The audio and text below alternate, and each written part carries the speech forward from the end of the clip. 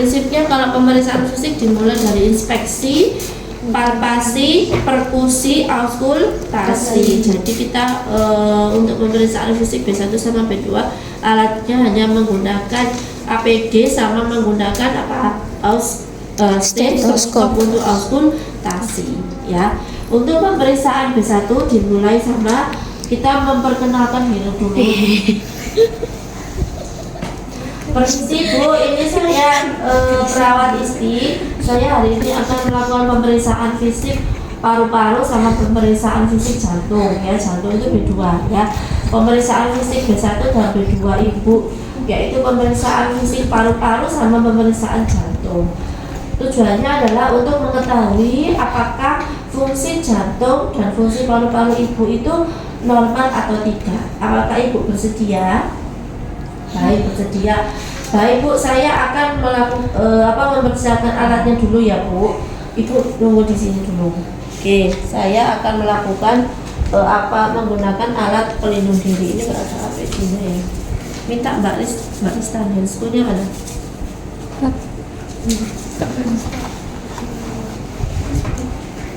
B1 itu nanti dimulai dari inspeksi ya. Di situ bisa dibacakan saya dulu. Biar sama-sama membaca. Sudah itu aja. Nunggu temannya nanti biar kelihatan bisa mendengar.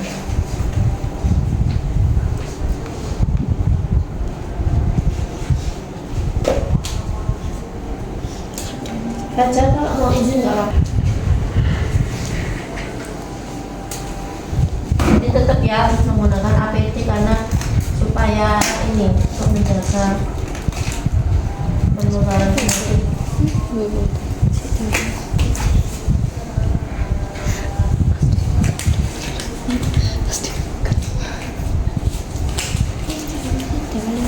Yang pertama adalah bentuk dada dan kesimetrisan dada. Kita harus buka dadanya ya. Kenapa? Untuk melihat apakah nanti misalnya kalau pakai baju itu nanti takutnya tertutup ya sama bajunya, jadi harus dibuka dadanya ya. Tapi kita menjaga privasi ya dengan menutup gorden atau menutup pintu ya supaya pasien lain atau perawat lain tidak melihat ya. Permisi Bu, saya lihat dadanya ya, saya periksa dadanya. Nah kita lihat apakah dada kanan sama dada kiri itu normal atau simetris atau tidak.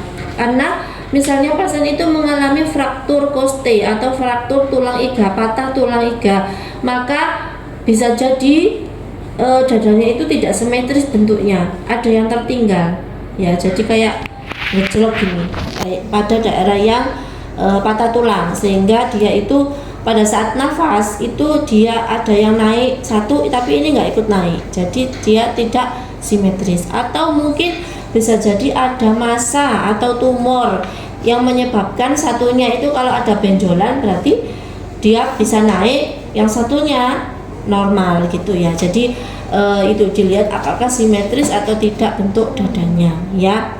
Atau mungkin bisa jadi bentuk dadanya itu berbeda, misalnya pada pasien-pasien yang seperti kifosis ya, itu dia akan menonjol bagian dadanya ya. Atau ada yang kelainan jantung, itu akan kayak seperti dada ya, bentuknya burung, jadi dia menonjol kayak kayak burung gitu loh bentuknya ya. Jadi itu ada beberapa kelainan yang menyebabkan bentuk dada itu tidak simetris atau bentuk dadanya tidak normal ya. Tadi ada kifosis, ada fraktur koste ya, itu ya. Itu untuk inspeksi. Kemudian yang kedua palpasi apa?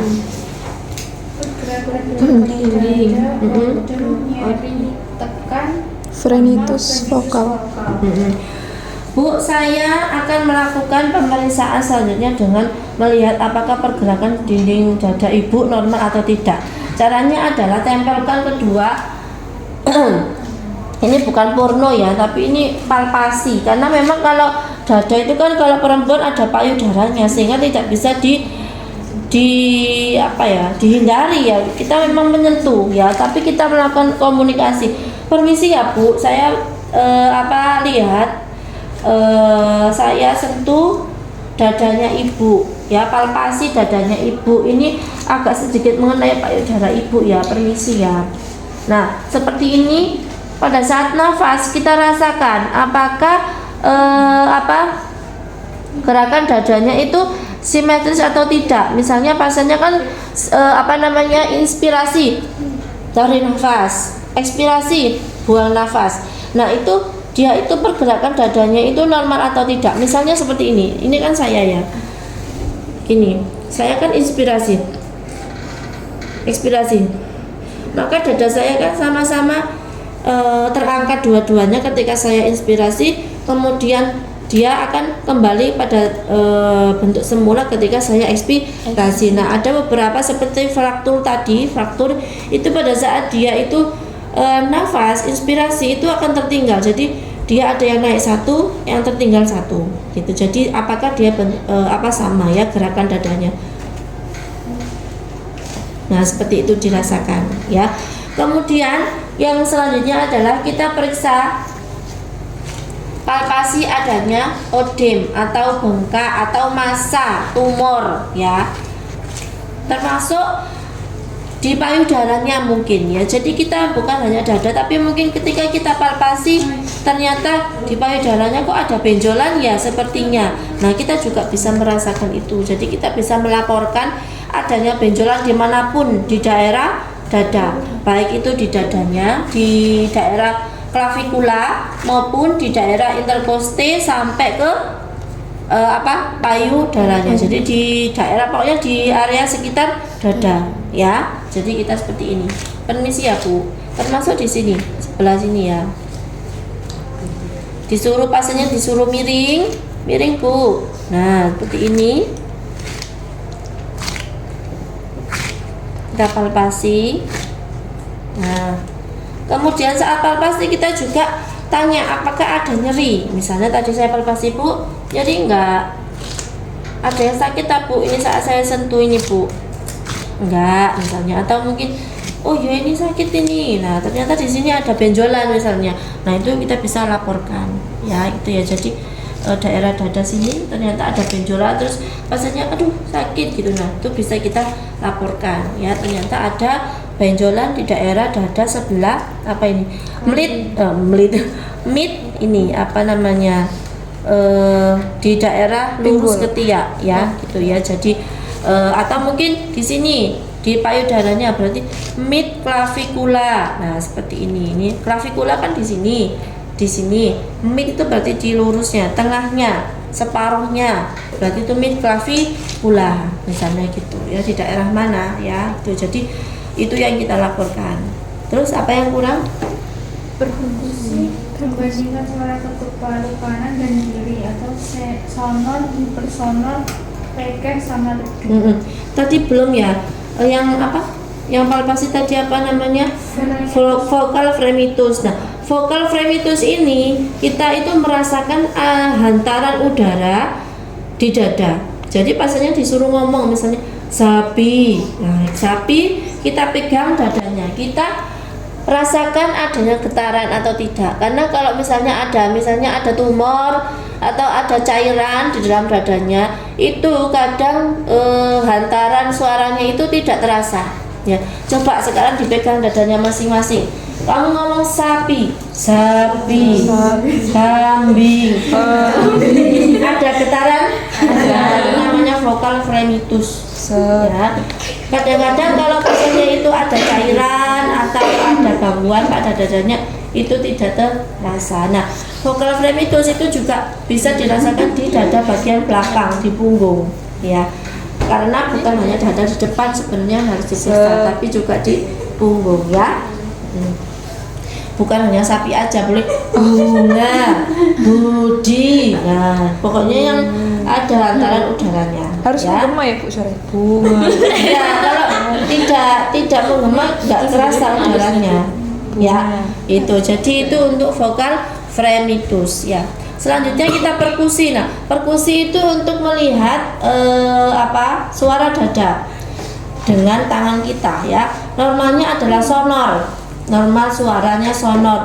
Kalau hipersonor itu berarti terlalu banyak udara di dalam dadanya. hipersonor. Kalau peka itu berarti adanya massa atau benda padat di dalam dada, ya. Jadi normalnya itu dada itu isinya udara, tapi kalau terlalu banyak ya tidak normal, ya. Nanti suaranya jadi hipersonor. Kalau isinya ada benda padat, nah itu nanti suaranya bukan sonor lagi tapi peka. Contohnya ada apa? Di daerah jantung itu suaranya akan peka karena di situ ada jantung. Ya, jadi di area dada sebelah kanan itu semuanya sonor. Di area sebelah kiri itu nanti ada yang sonor, ada yang peka. Kenapa? Karena di area dada kiri ada jantungnya, sehingga suaranya adalah peka. Ya, gitu ya. Jadi caranya adalah kita bisa mengetuk jari tengah kita dengan yang dipakai adalah jari kiri yang mengetuk jari kanan seperti ini.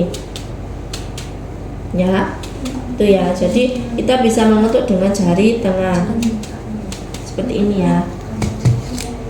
Nah, arah ketukannya itu harus searah jarum jam. Jadi jangan di sini terus ke sini, jadi arahnya sesuai arah jarum jam ya.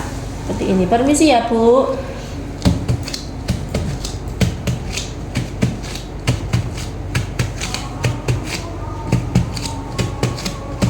Nah, atau misalnya ini yang nggak kelihatan ya tangan saya. Nah, seperti ini.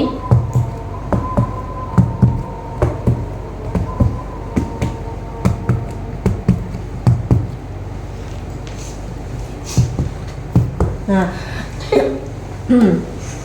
normalnya adalah sonor. Kalau terlalu keras berarti hipersonor. Nah, di daerah sini antara ICS 2 kanan, kemudian ICS 2 kiri sama ICS 5 kiri mid clavicular itu nanti suaranya peka karena di situ ada jantung ya. Jadi di area sinilah intinya ya. Di area sebelah kiri, jantung itu sebelah kiri. Jadi kalau kalian menemukan pada saat perkusi menemukan adanya suara peka di dada kanan, berarti ada apa? Bisa jadi ada massa atau tumor, karena tumor itu benda padat ya. Yang harusnya normal itu suara peka ada di dada sebelah kiri karena itu adalah jantung. Ya, paham? Itu ya. Jadi itu untuk hasil perkusi. Selanjutnya auskultasi. Auskultasi ini kita melihat suara nafas. Kita mendengarkan suara nafas. Suara nafas itu normalnya adalah vesikuler. Ya, atau bronkofesikuler. Kalau bronkofesikuler berarti kita mendengarkan di area bronkus. Kalau di bawahnya sini berarti harus vesikuler. Karena suara udara itu tidak ada suara apa-apa ya. Jadi kayak gitu aja. Tapi kalau ada suara ngorok itu berarti suaranya tidak normal. Kenapa? Karena berarti di situ ada cairan atau bisa jadi ada kayak sekret atau dahak. Ya. Berarti suaranya itu ronchi namanya. Ronchi ya, ngorok. Atau juga bisa selain ronchi bisa namanya adalah wheezing, mengi. Kalau punya asma biasanya kan suaranya gitu kan ya. Nah, itu juga bisa kalau didengar dengan pakai auskultasi, pakai stetoskop, itu juga suara paru di sini di alveoli itu bisa jadi suaranya adalah ngik ya. Jadi gitu ya, itu suaranya karena adanya penyempitan pada jalan nafas. Kamu tahu kayak balon balon itu kalau apa namanya ada udaranya terus dia gini kayak nyik ya, kayak gitu. Jadi suaranya kayak nyik gitu ya. Itu namanya wheezing ya, gitu ya. Kemudian kalau ronchi itu kayak suara kayak bukan grek ya, grek itu gargling. Kalau di sini ada ada kayak muntahan atau ada cairan di bagian sini kerongkongan, itu seperti gitu. Tapi kalau di sini itu kayak suara ngorok gitulah ya. Nah, caranya adalah kita auskultasi bagian dada di semua lobus ya, semua lobus paru, di lobus kanan atas, sebentar, kiri atas, kiri bawah, kanan bawah, kanan atas, sesuai dengan jarum jam. Pasiennya disuruh nafas dalam ya. Bu, saya mau dengarkan suara nafas ibu. Tolong ibu nafas dalam, nafas bu. Lagi bu.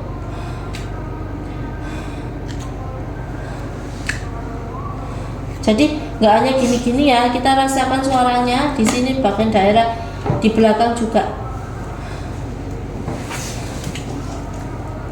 Suruh nafas dalam terus.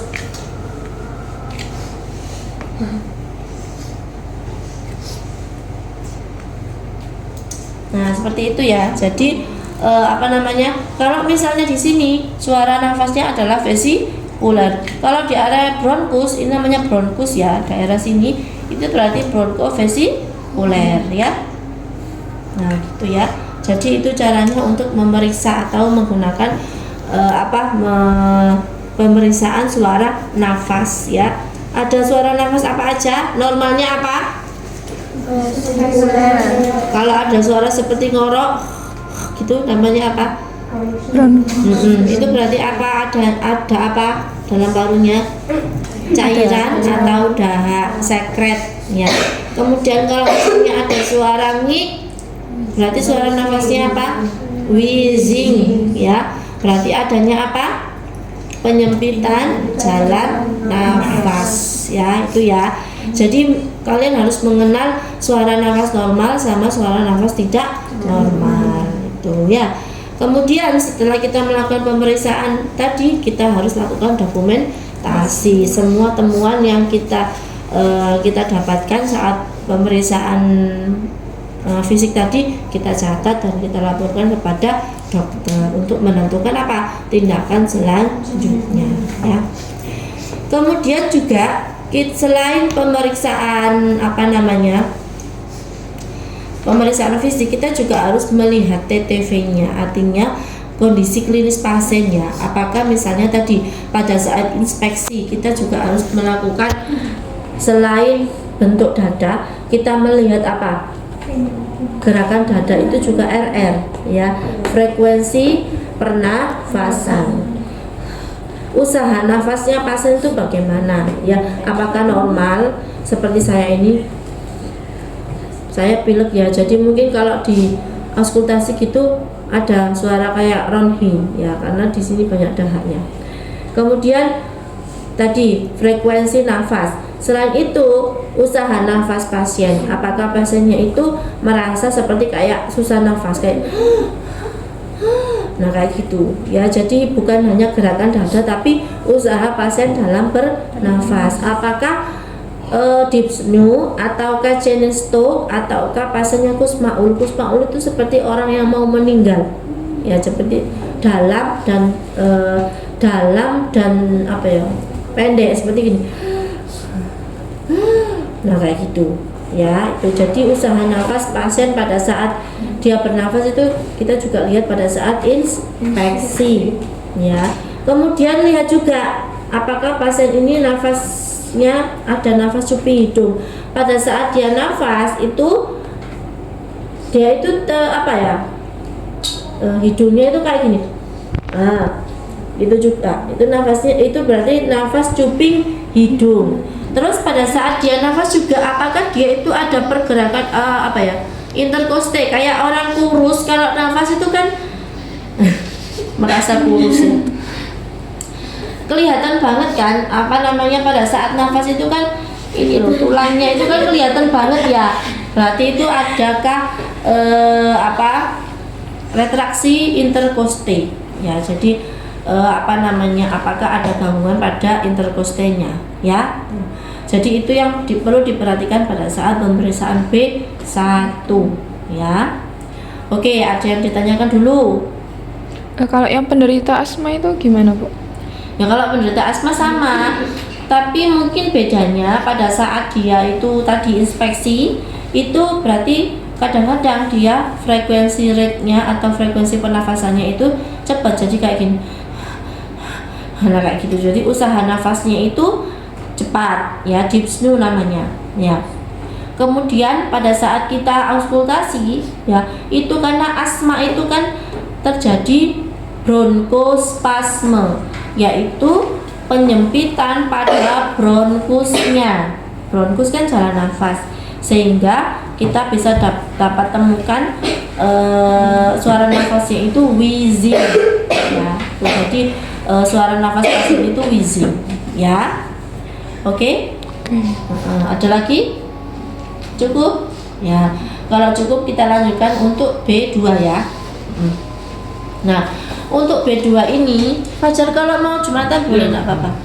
Kalau B2 ini untuk memeriksa jantung atau blood circulation ya.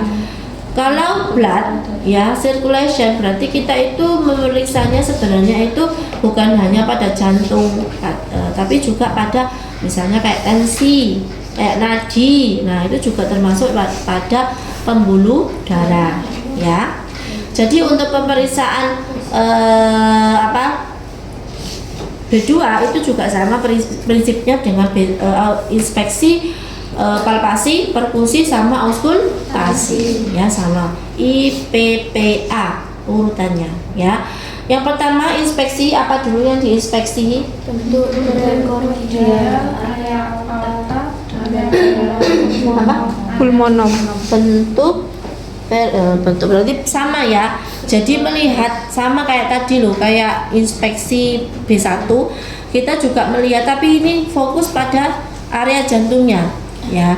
Tapi kalau orang normal gini ya nggak kelihatan area perikordialnya di mana, area aortanya di mana.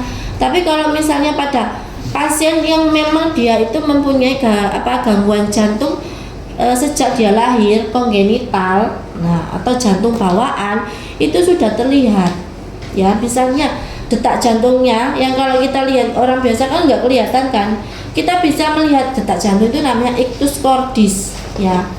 Kita bisa melihat tuh kayak debaran jantungnya itu kayak deg-deg gitu, karena dia saking cepatnya, namanya palpitasi ya. Palpitasi jantungnya itu sangat cepat ya, atau palpitasi takikardi ya, namanya palpitasi. Kalau palpitasi berarti itu debarannya itu sangat cepat, pasiennya itu sampai gelisah gitu. Jadi dia itu sudah mengalami jantung bawaan ya.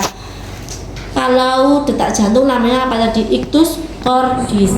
Kalau dia debarannya itu sangat cepat namanya palpitasi ya. Kalau kita ukur suara jantungnya cepat itu namanya takikardi, karena dia melebihi, harusnya jumlahnya itu sama dengan nadi ya. Kalau suara jantung debarannya itu 60 sampai 100. Kalau melebihi 100, misalnya ada 120, 130, berarti itu namanya takikardi. Kalau dia kurang dari 60 namanya bradikardi ya, kurang ya, bradikardi. Kalau cepat terlalu banyak berarti tachikardi atau takikardi ya, itu ya.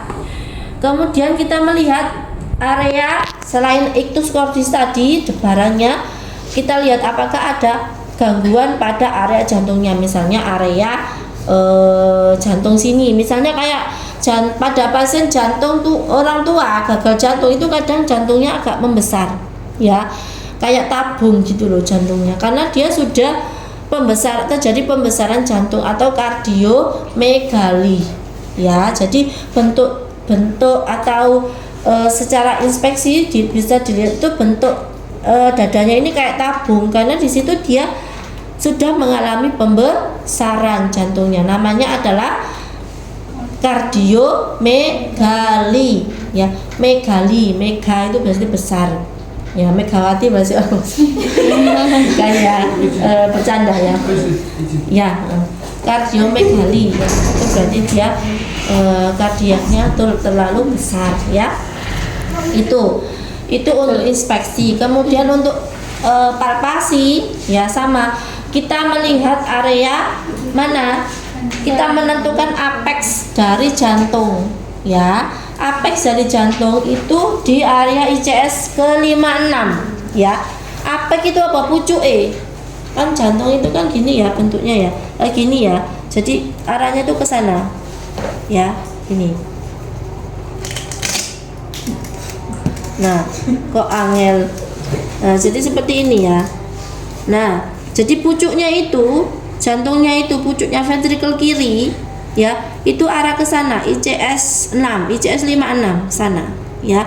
Terus ini aorta itu di sini, di area sternum, di tengah-tengah dada, di area sternum ini ya. Tuh, jadi dia itu seperti ini loh bentuknya.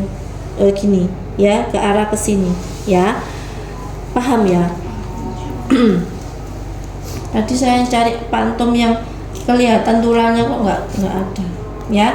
Jadi kita kalau saat palpasi itu melihat apex jantung itu di mana?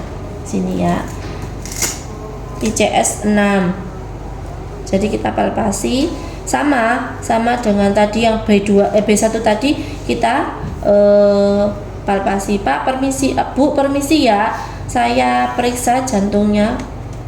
Oh, di area sini ya. Oke, ini nyeri tak Bu? Nah, kita melihat juga, tanyakan apakah ada odem, apakah ada nyeri pada area jantung. Nyeri tak Bu? Nah, oh enggak. Oke, sama tidak. Selain di jantung, kita juga bisa palpasi apa? Area di perfusi perifernya. Di mana? Di sini. CRT-nya. CRT-nya ini kita lihat. CRT itu apa? Capillary refill time. Capillary itu kapiler, refill itu pengisian kembali, time itu waktu. Ya, jadi seberapa lama waktu pengisian kembali di pembuluh darah perifer. Normalnya adalah kurang dari 3 detik. Coba diperiksa masing-masing punyanya. Dipencet. Merah kembali, ada yang lebih dari 3 detik? Enggak ya, kurang dari 3 detik semua ya. Berarti normal ya. Merah kembali ini loh, merah kan gini kan putih ya. Terus merah kembali itu berarti darahnya itu kembali. Ya, itu namanya refill time. Refill pengisian kembali pembuluh darah perifer ya, kurang dari 3 detik. Nah, ya. Normal ya, berarti punya saya.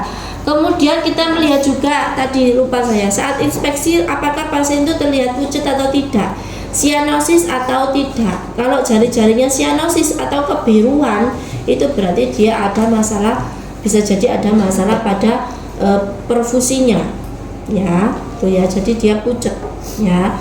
Kemudian pada saat palpasi, kita palpasi CRT-nya, capillary refill time-nya ya.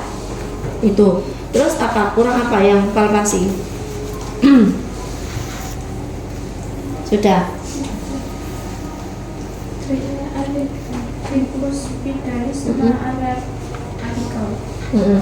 Jadi area apek tadi loh ya, yang area apek tadi kita palpasi. Kalau kita menggunakan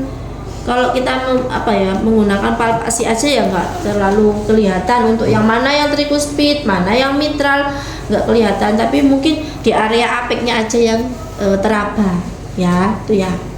Oke, untuk yang perkusi batas jantung, lokal redu jantung, batas kiri tidak lebih 4,7 cm dan 10 cm ke arah kiri dari GRS eksternal pada spasiun RCS 458 ICS ya. Nah, itu jadi kita memperkusi atau lakukan perkusi pada area jantung. Kalau area jantung itu biasanya ya batasnya adalah mid sternum ya, bukan mid sternumnya, di area sekitar sternum ICS 2 kanan, kemudian ICS 2 kiri ya, kemudian di ICS 4 ini mid sternum sama di area sini. tidak lebih dari 4 cm ya Mbak. Ya, jadi di area sini ini 4,7 cm ya. Jadi sebenarnya besar jantung itu seperti ini ya, nggak terlalu besar. Jadi kita intinya adalah tahu mana batasnya ya. Jadi kita batasnya perkusi di area tersebut berarti suaranya apa? Kalau ada jantung tadi Suaranya peka ya. Normalnya itu peka ya. Kalau ada jantung berarti normalnya peka. Berarti di area yang tidak ada jantung suaranya sonor. Kalau di area jantung berarti suaranya peka itu ya. Jadi itu untuk perkusi. Kemudian selanjutnya adalah auskultasi. Kita mendengarkan suara jantung. Suara jantung itu normalnya ada dua, S1 tunggal, S2 tunggal. Ya, suara S1 itu terdengar karena katup mitral itu tertutup.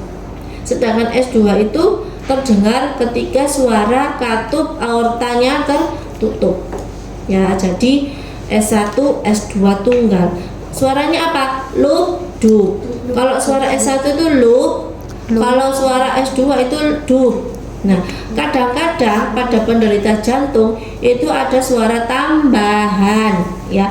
Suara tambahannya itu bisa S3 atau bisa S4 atau yang biasa disebut ada gangguan juga, bukan hanya S1, S3, S4, ada murmur atau galop. Jadi antara S1 sama S2 itu ada suara lagi ya.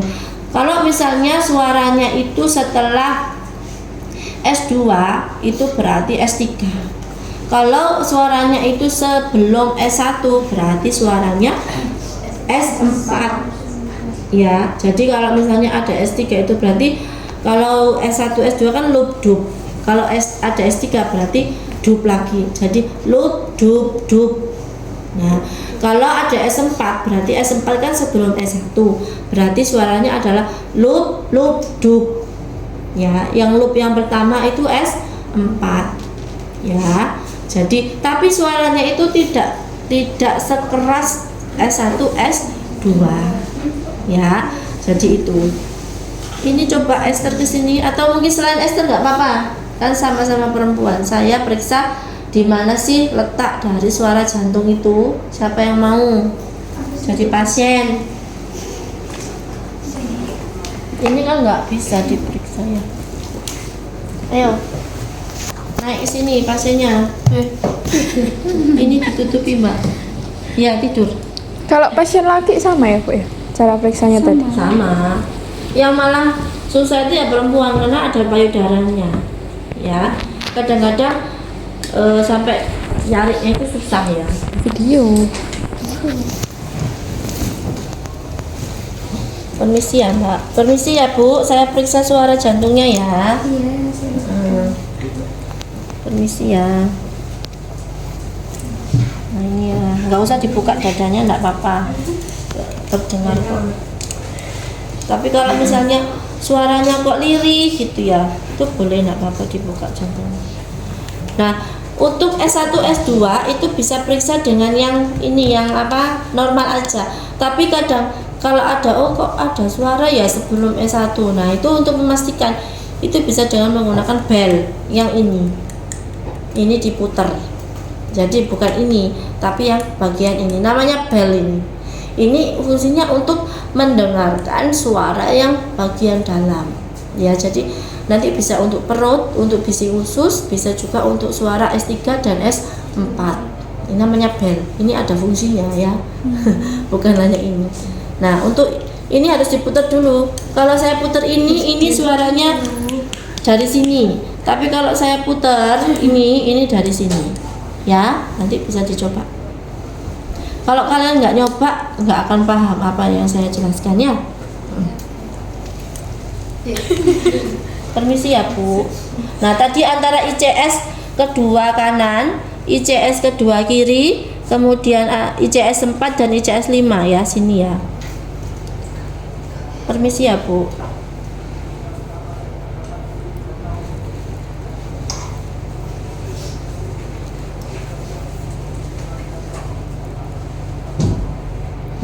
suaranya ada di sini.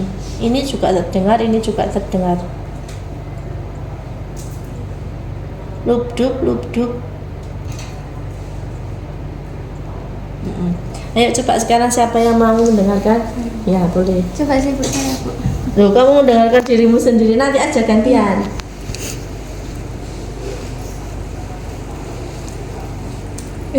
Mid sternum, sternum ini antara sternum kanan ICS 2. Kalau nggak ada berarti di sini, di sana. Terdengar? Lubdub? Iya. Itu ya lubdub ya.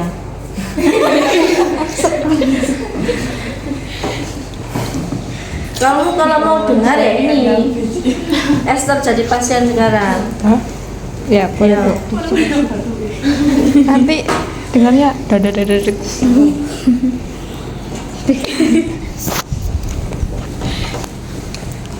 ICS 1, ICS 2, ICS 2 yang sebelah kanan ICS. dekat dengan sternum. Kemudian ICS 2 itu ini coba saya dipegang masing-masing.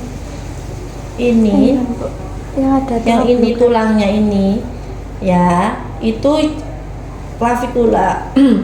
Kemudian tulang di bawahnya itu tulang iga 1. ICS itu berarti interkoste. Interkoste itu berarti antara koste ya. Berarti antara koste itu ini kan misalnya tulang ya, ini clavikula. Di bawahnya clavikula itu ada tulang iga nomor 1.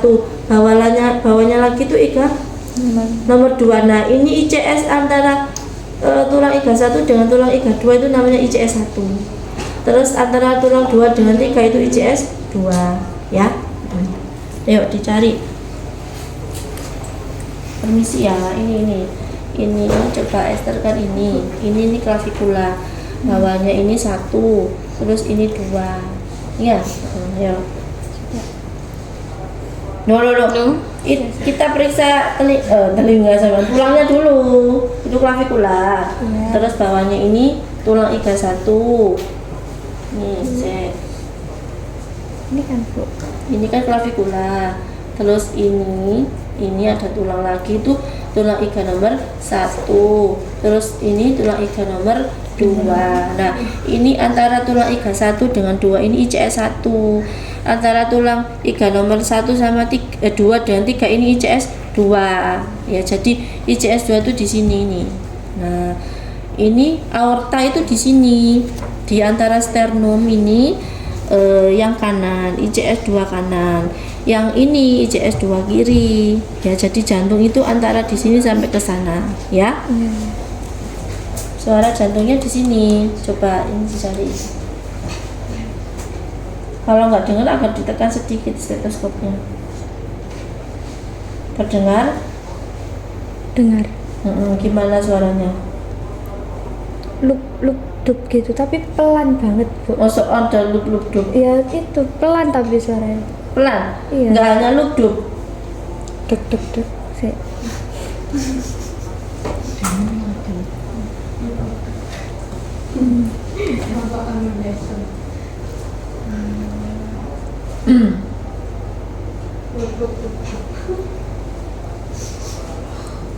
Ada. Gimana? Dengar. Apa? Lubdub. Oke. Itu ya. Jadi nanti bisa dengar gantian teman-temannya sama teman-temannya ya, lubdub ya. Itu ya. Oke, itu untuk suara jantung ya. Terus kalau ada suara murmur itu biasanya dia kayak ada gesekan gitu loh. Karena dia itu gangguan pada area katup ya. Jadi kalau misalnya ada ada gangguan pada penutupan katup, baik itu katup mitral, katup trikuspid, nah itu dia ada gangguan suara ya itu ya. Jadi harus diperhatikan apakah pasien itu pada saat kita anamnesa, apakah pasien itu mengalami punya riwayat penyakit jantung bawaan sejak lahir, ataukah misalnya dia ada riwayat misalnya punya penyakit hipertensi ataukah punya penyakit gagal jantung. Karena itu untuk melihat karena pemeriksaan fisik itu apa? Untuk memvalidasi dari informasi pada saat kita anamnesa gitu ya. Baik, ada lagi? Ada yang mau ditanyakan? Sudah cukup? Cukup. Setelah ini nanti supaya pada saat ujian itu tidak kaget ya, boleh setelah ini belajar sama temennya sama tadi melihat autoskop ya, ya.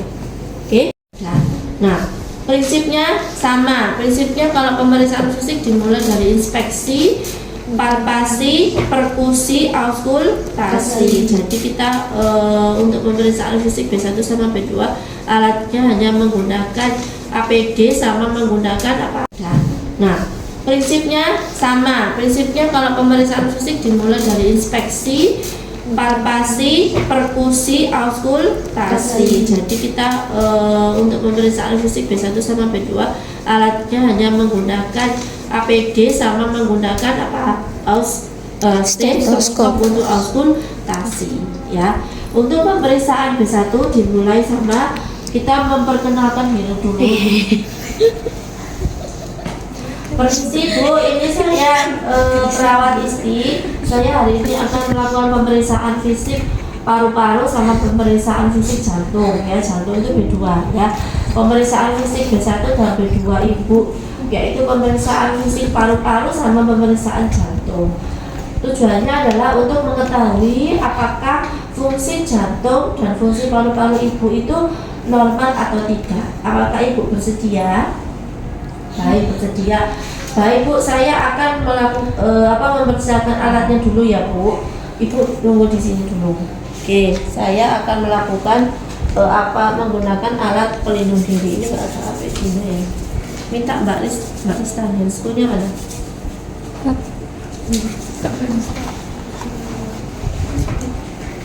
B1 itu nanti dimulai dari inspeksi ya. Di situ bisa dibacakan saya dulu. Ya, sama-sama membaca. Sudah itu aja. Nunggu temennya nanti biar kelihatan apa bisa mendengar.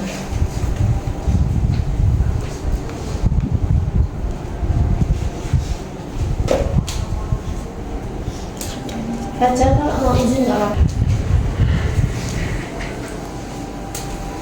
Jadi tetap ya harus menggunakan APD karena supaya ini untuk menjaga penularan penyakit.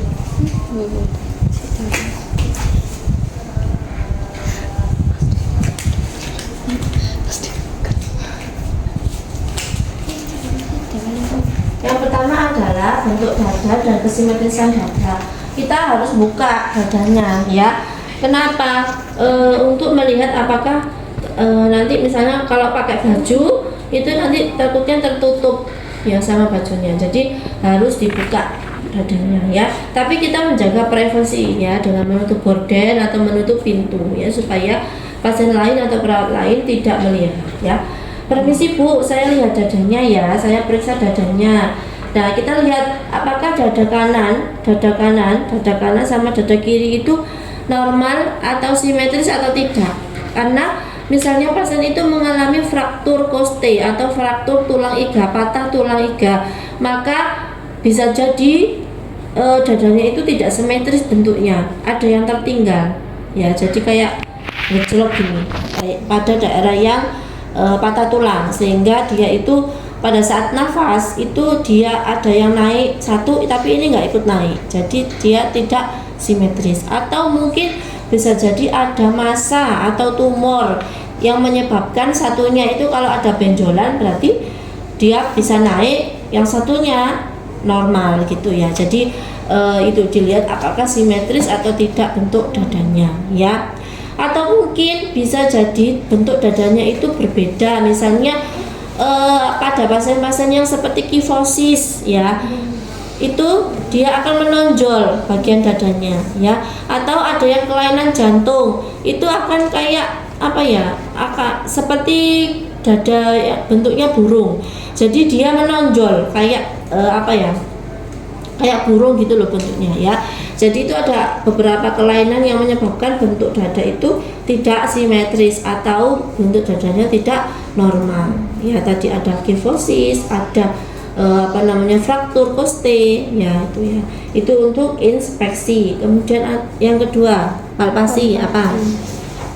Pergerakan dada, order, nyeri, tekan, Phrenitus vokal. Bu, saya akan melakukan pemeriksaan selanjutnya dengan melihat apakah pergerakan dinding dada ibu normal atau tidak. Caranya adalah tempelkan kedua ini bukan porno ya, tapi ini palpasi, karena memang kalau dada itu kan kalau perempuan ada payudaranya sehingga tidak bisa dihindari ya. Kita memang menyentuh ya, tapi kita melakukan komunikasi. Permisi ya Bu, saya lihat saya sentuh dadanya ibu ya, palpasi dadanya ibu ini agak sedikit mengenai payudara ibu ya, permisi ya. Nah seperti ini, pada saat nafas kita rasakan apakah gerakan dadanya itu simetris atau tidak. Misalnya pasiennya kan inspirasi, tarik nafas, ekspirasi, buang nafas. Nah itu dia itu pergerakan dadanya itu normal atau tidak. Misalnya seperti ini kan saya ya, ini saya kan inspirasi, ekspirasi, maka dada saya kan sama-sama terangkat dua-duanya ketika saya inspirasi, kemudian dia akan kembali pada bentuk semula ketika saya ekspirasi. Nah ada beberapa seperti fraktur tadi, fraktur itu pada saat dia itu nafas inspirasi itu akan tertinggal, jadi dia ada yang naik satu, yang tertinggal satu gitu. Jadi apakah dia sama ya gerakan dadanya. Nah seperti itu dirasakan ya. Kemudian yang selanjutnya adalah kita periksa palpasi adanya odem atau bengkak atau massa tumor ya, termasuk di payudaranya mungkin ya. Jadi kita bukan hanya dada, tapi mungkin ketika kita palpasi ternyata di payudaranya kok ada benjolan ya sepertinya. Nah kita juga bisa merasakan itu. Jadi kita bisa melaporkan adanya benjolan dimanapun di daerah dada, baik itu di dadanya, di daerah klavikula maupun di daerah interkoste sampai ke payudaranya. Jadi di daerah pokoknya di area sekitar dada ya. Jadi kita seperti ini. Permisi ya Bu, termasuk di sini sebelah sini ya. Disuruh pasiennya disuruh miring Bu. Nah seperti ini. Kita palpasi. Nah kemudian saat palpasi kita juga tanya apakah ada nyeri. Misalnya tadi saya palpasi Bu, nyeri enggak? Ada yang sakit tak Bu? Ini saat saya sentuh ini Bu, enggak misalnya. Atau mungkin oh ya ini sakit ini. Nah ternyata di sini ada benjolan misalnya.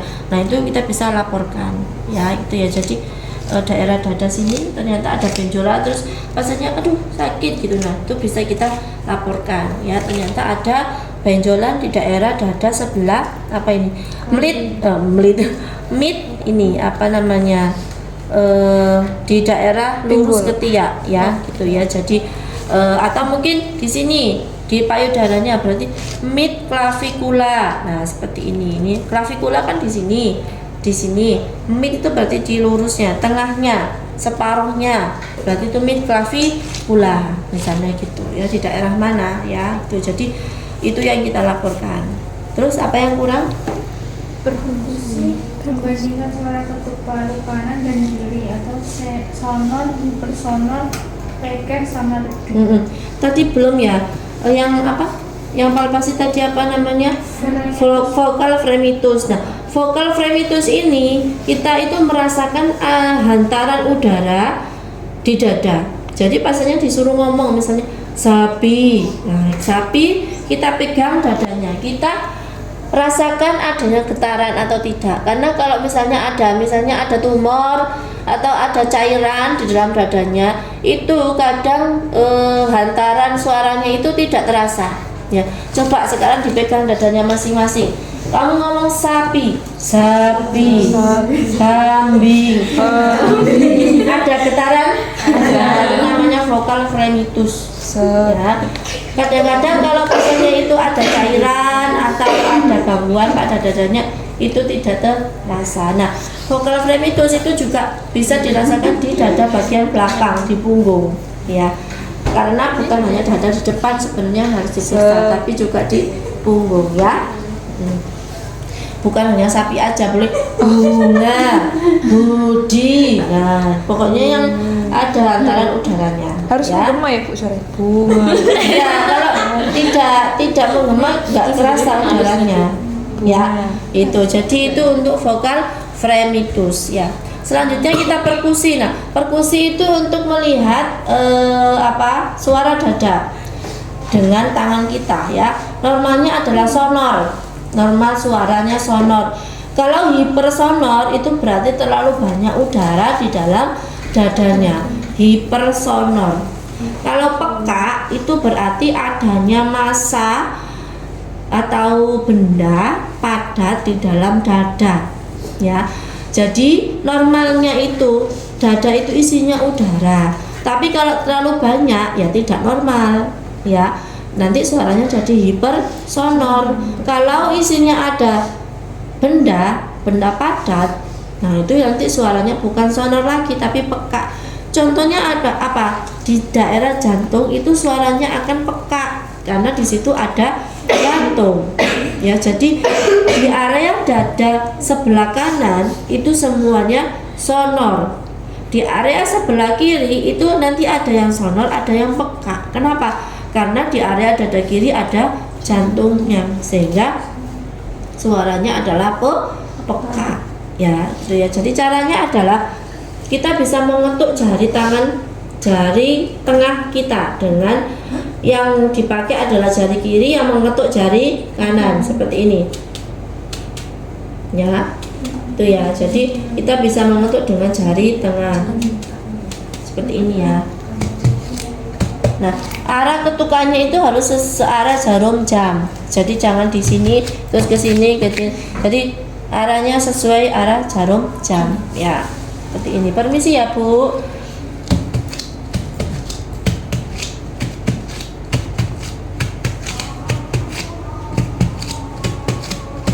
Nah, atau misalnya ini yang enggak kelihatan ya tangan saya. Nah, seperti ini.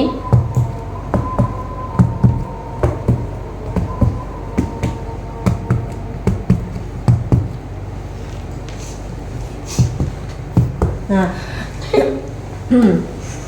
normalnya adalah sonor. Kalau terlalu keras berarti hipersonor. Nah, di daerah sini antara ICS 2 kanan, kemudian ICS 2 kiri sama ICS 5 kiri mid clavicula itu nanti suaranya peka karena di situ ada jantung ya. Jadi di area sinilah intinya ya. Di area sebelah kiri, jantung itu sebelah kiri. Jadi kalau kalian menemukan pada saat perkusi menemukan adanya suara peka di dada kanan berarti ada apa? Bisa jadi ada massa atau tumor karena tumor itu benda padat ya. Yang harusnya normal itu suara peka ada di dada sebelah kiri karena itu adalah jantung ya, paham? Itu ya. Jadi itu untuk hasil perkusi. Selanjutnya auskultasi. Auskultasi ini kita melihat suara nafas. Kita mendengarkan suara nafas. Suara nafas itu normalnya adalah vesikuler ya, atau bronkofesikuler. Kalau bronkofesikuler berarti kita mendengarkan di area bronkus. Kalau di bawahnya sini berarti harus vesikuler. Karena suara udara itu tidak ada suara apa-apa ya. Jadi kayak gitu aja. Tapi kalau ada suara ngorok itu berarti suaranya tidak normal. Kenapa? Karena berarti di situ ada cairan atau bisa jadi ada kayak sekret atau dahak. Ya. Berarti suaranya itu ronchi namanya. Ronchi ya, ngorok. Atau juga bisa selain ronchi bisa namanya adalah wheezing, mengi. Kalau punya asma biasanya kan suaranya gitu kan ya. Nah, itu juga bisa kalau didengar dengan pakai auskultasi, pakai stetoskop, itu juga suara paru di sini di alveoli itu bisa jadi suaranya adalah ngik ya, jadi gitu ya, itu suaranya karena adanya penyempitan pada jalan nafas. Kamu tahu kayak balon balon itu kalau apa namanya ada udaranya terus dia gini kayak ngik ya, kayak gitu, jadi suaranya kayak ngik gitu ya, itu namanya wheezing ya, gitu ya. Kemudian kalau ronhi itu kayak suara kayak bukan grek ya, grek itu gargling. Kalau di sini ada kayak muntahan atau ada cairan di bagian sini kerongkongan, itu seperti gitu. Tapi kalau di sini itu kayak suara ngorok gitulah ya. Nah, caranya adalah kita auskultasi bagian dada di semua lobus ya, semua lobus paru, di lobus kanan atas, sebentar, kiri atas, kiri bawah, kanan bawah, kanan atas, sesuai dengan jarum jam. Pasiennya disuruh nafas dalam ya. Bu, saya mau dengarkan suara nafas ibu. Tolong ibu nafas dalam, nafas bu. Lagi bu.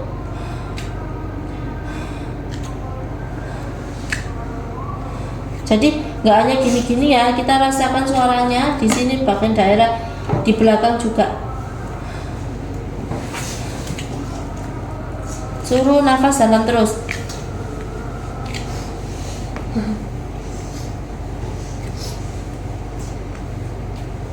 Nah, seperti itu ya. Jadi kalau misalnya di sini suara nafasnya adalah vesikuler. Kalau di area bronkus, ini namanya bronkus ya, daerah sini itu berarti bronkofesikuler ya.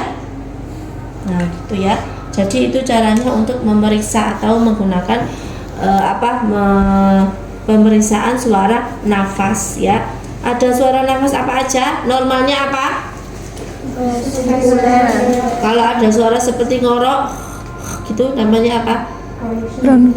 Itu berarti apa? Ada apa dalam parunya? Cairan atau dahak, sekret ya. Kemudian kalau misalnya ada suara ngik, berarti suara nafasnya apa? Wheezing ya. Berarti adanya apa? Penyempitan jalan nafas ya, itu ya. Jadi kalian harus mengenal suara nafas normal sama suara nafas tidak normal itu ya. Kemudian setelah kita melakukan pemeriksaan tadi, kita harus lakukan dokumentasi semua temuan yang kita dapatkan saat pemeriksaan fisik tadi, kita catat dan kita laporkan kepada dokter untuk menentukan apa tindakan selanjutnya ya. Kemudian juga selain pemeriksaan pemeriksaan fisik, kita juga harus melihat TTV-nya, artinya kondisi klinis pasien ya. Apakah misalnya tadi pada saat inspeksi kita juga harus melakukan, selain bentuk dada, kita melihat apa? Gerakan dada itu juga RR ya, frekuensi pernafasan. Usaha nafasnya pasien itu bagaimana ya, apakah normal seperti saya ini, saya pilek ya, jadi mungkin kalau di auskultasi gitu ada suara kayak ronhi ya, karena di sini banyak dahaknya. Kemudian tadi frekuensi nafas. Selain itu usaha nafas pasien, apakah pasiennya itu merasa seperti kayak susah nafas kayak nah kayak gitu ya. Jadi bukan hanya gerakan dada tapi usaha pasien dalam bernafas, apakah dyspnea ataukah chenesto ataukah pasiennya kusmaul. Kusmaul itu seperti orang yang mau meninggal ya, seperti dalam dan pendek seperti gini. Nah kayak gitu ya, itu jadi usaha nafas pasien pada saat dia bernafas itu kita juga lihat pada saat inspeksi ya. Kemudian lihat juga apakah pasien ini nafasnya ada nafas cupi hidung. Pada saat dia nafas itu hidungnya itu kayak gini. itu juga. Itu nafasnya itu berarti nafas cuping hidung. Terus pada saat dia nafas juga apakah dia itu ada pergerakan interkoste kayak orang kurus kalau nafas itu kan merasa kurus ya. Kelihatan banget kan pada saat nafas itu kan ini loh tulangnya itu kan kelihatan banget ya. Berarti itu adakah retraksi interkoste ya. Jadi apakah ada gangguan pada interkostenya ya. Jadi itu yang perlu diperhatikan pada saat pemeriksaan B1 ya. Oke, ada yang ditanyakan dulu. Kalau yang penderita asma itu gimana, Bu? Ya kalau penderita asma sama, tapi mungkin bedanya pada saat dia itu tadi inspeksi itu berarti kadang-kadang dia frekuensi rate-nya atau frekuensi pernafasannya itu cepat, jadi kayak gini.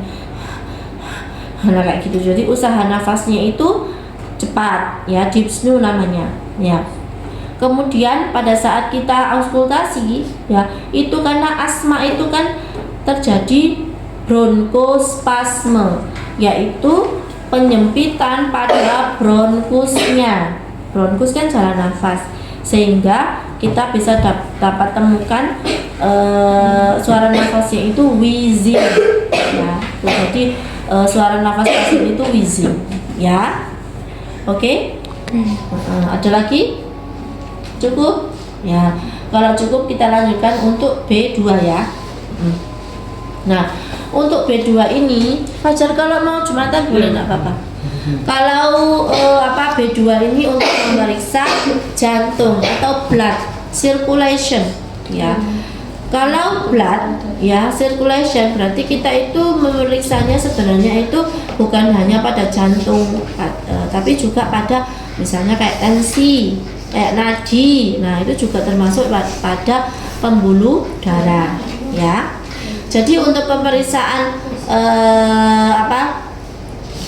B2 itu juga sama prinsipnya dengan inspeksi, palpasi, perkusi sama auskultasi ya, sama IPPA urutannya ya. Yang pertama inspeksi, apa dulu yang diinspeksi? Bentuk perikordial, area aorta, Pulmonom. Bentuk berarti sama ya. Jadi melihat sama kayak tadi loh, kayak inspeksi B1 kita juga melihat, tapi ini fokus pada area jantungnya ya. Tapi kalau orang normal gini ya nggak kelihatan area perikordialnya di mana, area aortanya di mana. Tapi kalau misalnya pada pasien yang memang dia itu mempunyai gangguan jantung sejak dia lahir, kongenital, nah atau jantung bawaan, itu sudah terlihat ya. Misalnya detak jantungnya yang kalau kita lihat orang biasa kan nggak kelihatan kan, kita bisa melihat detak jantung itu namanya ictus cordis ya.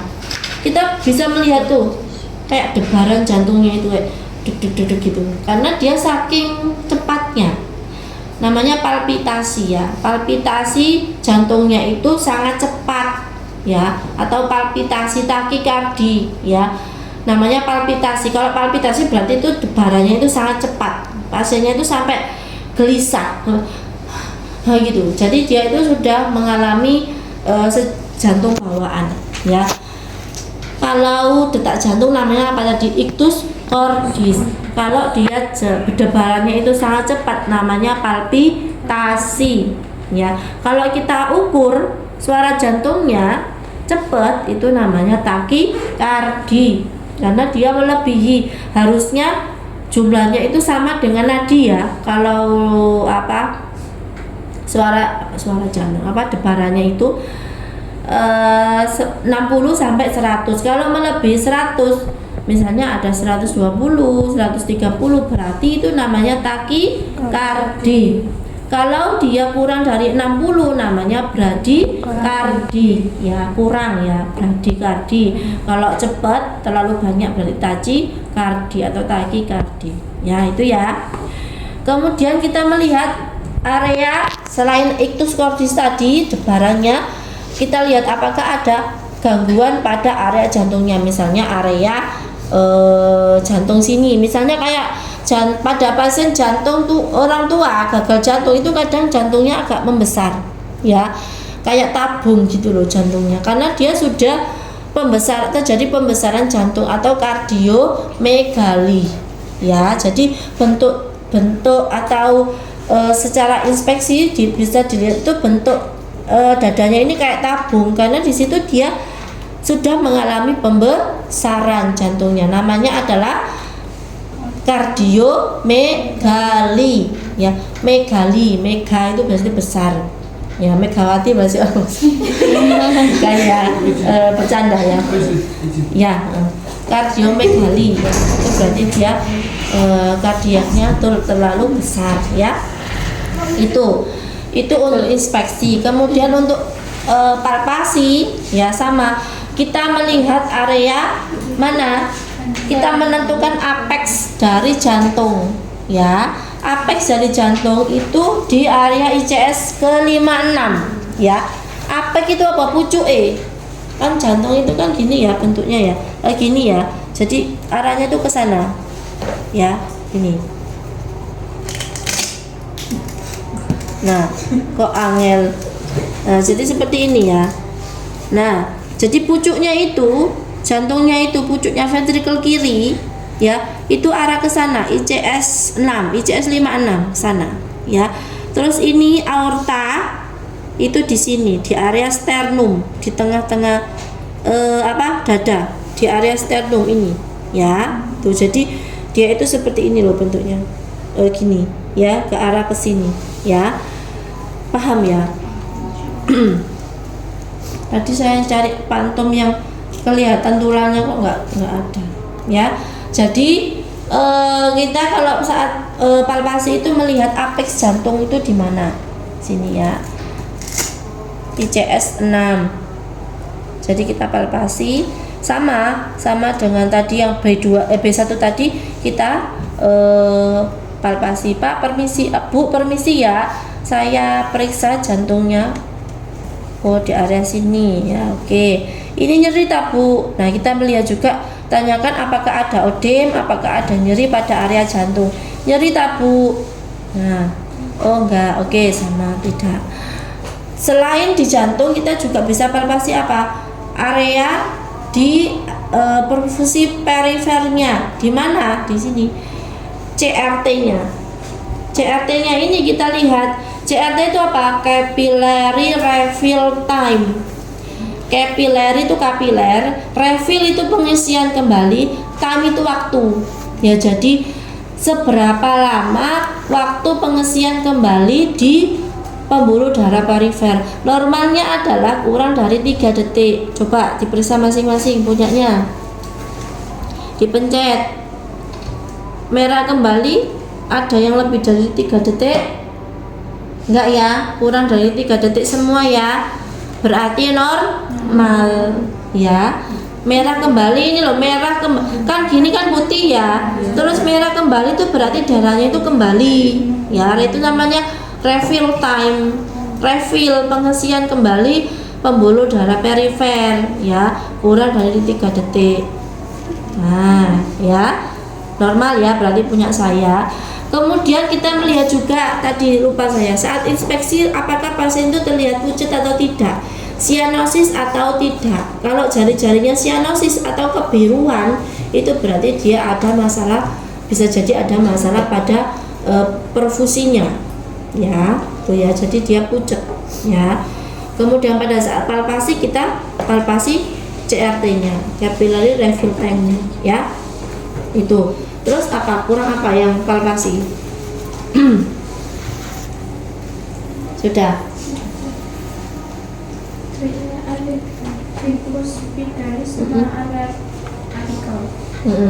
Jadi area apek tadi loh ya, yang area apek tadi kita palpasi. Kalau kita menggunakan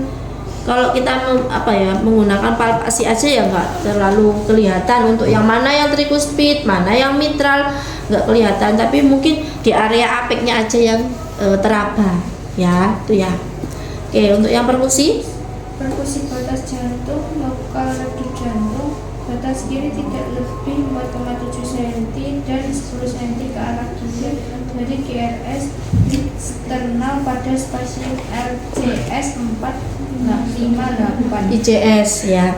Nah, itu jadi kita memperkusi atau lakukan perkusi pada area jantung. Kalau area jantung itu biasanya ya batasnya adalah mid sternum ya, bukan mid sternum ya, di area sekitar sternum ICS 2 kanan, kemudian ICS 2 kiri ya, kemudian di ICS 4 ini misternum sama di area sini tidak lebih dari 4 cm ya Mbak ya, jadi di area sini 4,7 cm ya. Jadi sebenarnya besar jantung itu seperti ini ya, nggak terlalu besar. Jadi kita intinya adalah tahu mana batasnya ya. Jadi kita batasnya perkusi di area tersebut, berarti suaranya apa kalau ada jantung tadi? Suaranya Peka ya. Normalnya itu peka ya. Kalau ada jantung berarti normalnya peka. Berarti di area yang tidak ada jantung suaranya sonor. Kalau di area jantung berarti suaranya peka itu ya. Jadi itu untuk perkusi. Kemudian selanjutnya adalah auskultasi. Kita mendengarkan suara jantung. Suara jantung itu normalnya ada dua, S1 tunggal, S2 tunggal. Ya, suara S1 itu terdengar karena katup mitral itu tertutup. Sedangkan S2 itu terdengar ketika suara katup aortanya tertutup. Ya, jadi S1, S2 tunggal. Suaranya apa? Loop, dup. Kalau suara S1 itu loop, kalau suara S2 itu dup. Nah, kadang-kadang pada penderita jantung itu ada suara tambahan ya. Suara tambahannya itu bisa S3 atau bisa S4 atau yang biasa disebut ada gangguan juga, bukan hanya S1, S3, S4, ada murmur atau galop. Jadi antara S1 sama S2 itu ada suara lagi ya. Kalau misalnya suaranya itu setelah S2 itu berarti S3. Kalau suaranya itu sebelum S1 berarti suaranya S4 ya. Jadi kalau misalnya ada S3 itu berarti kalau S1 S2 kan loop dup. Kalau ada S3 berarti dup lagi, jadi loop dup dup. Nah, kalau ada S4 berarti S4 kan sebelum S1, berarti suaranya adalah loop loop dup ya. Yang loop yang pertama itu S4 ya. Jadi tapi suaranya itu tidak sekeras S1 S2 ya. Jadi itu. Ini coba Esther kesini, atau mungkin selain Esther nggak apa-apa, kan sama-sama perempuan. Saya periksa di mana sih letak dari suara jantung itu. Siapa yang mau jadi pasien? Ini kan nggak bisa diperiksa ya. Ayo naik ke sini pasiennya. Ini ditutupi Mbak. Ya tidur. Kalau pasien laki sama ya Bu ya? Cara periksanya tadi? Sama. Yang malah susah itu ya perempuan karena ada payudaranya. Ya, kadang-kadang sampai nyarinya itu susah ya. Video. Permisi ya Mbak. Permisi ya Bu, saya periksa suara jantungnya ya. Permisi ya. Nah ini ya, nggak usah dibuka dadanya, nggak apa-apa, terdengar kok. Tapi kalau misalnya suaranya kok lirih gitu ya, itu boleh, nggak apa-apa dibuka jantungnya. Nah, untuk S1, S2 itu bisa periksa dengan yang ini, yang apa, normal aja. Tapi kadang kalau ada, oh kok ada suara ya sebelum S1. Nah, itu untuk memastikan itu bisa dengan menggunakan bel yang ini. Ini diputer. Jadi bukan ini, tapi yang bagian ini. Namanya bel ini. Ini fungsinya untuk mendengarkan suara yang bagian dalam. Ya, jadi nanti bisa untuk perut, untuk bisi usus, bisa juga untuk suara S3 dan S4. Ini namanya bel. Ini ada fungsinya ya. Bukan hanya ini. Nah, untuk ini harus diputar dulu. Kalau saya putar ini suaranya dari sini. Tapi kalau saya putar ini dari sini. Ya, nanti bisa dicoba. Kalau kalian nggak nyoba, nggak akan paham apa yang saya jelaskan ya. Permisi ya Bu. Nah tadi antara ICS kedua kanan, ICS kedua kiri, kemudian ICS 4 dan ICS 5 ya, sini ya. Permisi ya Bu.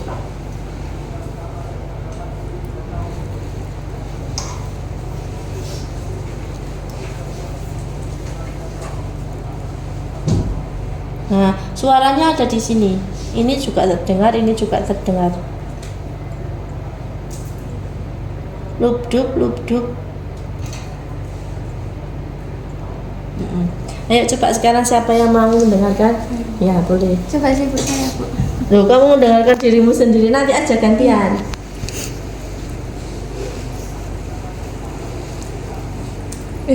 Mid sternum, sternum ini antara sternum kanan ICS 2. Kalau nggak ada berarti di sini, di sana. Terdengar? Lubdub? Iya. Itu ya lubdub ya.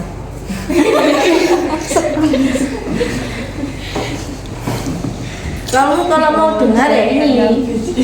Esther jadi pasien sekarang. Hah? Ya, boleh Bu. Tapi dengarnya dadadadadek.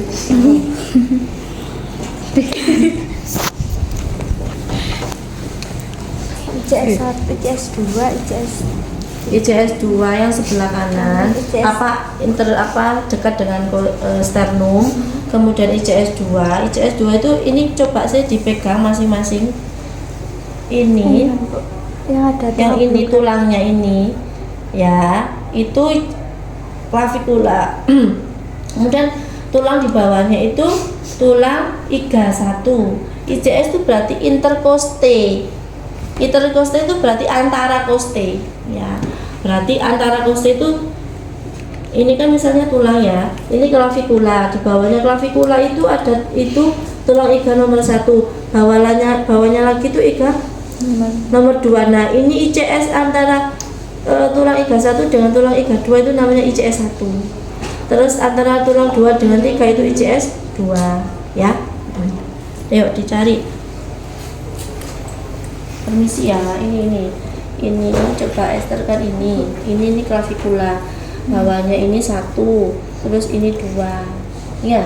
Ayo. No. Kita periksa telinga sama tulangnya dulu. Itu clavikula. Iya. Terus bawahnya ini tulang iga 1. Nih, set. ini kan Bu. Ini kan clavikula. Terus ini ada tulang lagi, itu tulang iga nomor 1. Terus ini tulang iga nomor 2. Nah, ini antara tulang iga 1 dengan 2 ini ICS 1. Antara tulang iga nomor 1 sama 2 dengan 3 ini ICS 2. Ya, jadi ICS 2 itu di sini ini. Nah, ini aorta itu di sini, di antara sternum ini yang kanan, ICS 2 kanan. Yang ini ICS 2 kiri. Ya, jadi jantung itu antara di sini sampai ke sana, ya. Suara jantungnya di sini. Coba ini dicari. Kalau nggak dengar akan ditekan sedikit stetoskopnya. Terdengar? Dengar. Gimana suaranya? Luk dub gitu, tapi pelan banget Bu. Masuk ada luk-luk-duk. Ya itu pelan tapi suaranya.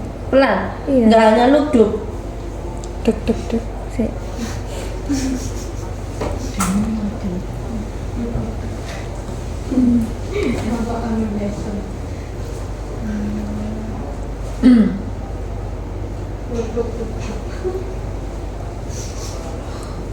Ada. Gimana? Dengar. Apa? Luk-duk. Oke. Itu ya. Jadi nanti bisa dengar gantian teman-temannya sama teman-temannya ya, hidup ya. Itu ya. Oke, itu untuk suara jantung ya. Terus kalau ada suara murmur itu biasanya dia kayak ada gesekan gitu loh. Karena dia itu gangguan pada area katup ya. Jadi kalau misalnya ada ada gangguan pada penutupan katup, baik itu katup mitral, katup trikuspid, nah itu dia ada gangguan suara ya itu ya. Jadi harus diperhatikan apakah pasien itu pada saat kita anamnesa, apakah pasien itu mengalami punya riwayat penyakit jantung bawaan sejak lahir, ataukah misalnya dia ada riwayat misalnya punya penyakit hipertensi ataukah punya penyakit gagal jantung. Karena itu untuk melihat karena pemeriksaan fisik itu apa? Untuk memvalidasi dari informasi pada saat kita anamnesa gitu ya. Baik, ada lagi? Ada yang mau ditanyakan? Sudah cukup? Cukup. Setelah ini nanti supaya pada saat ujian itu tidak kaget ya, boleh setelah ini belajar sama temennya sama tadi melihat otoskop ya, itu ya.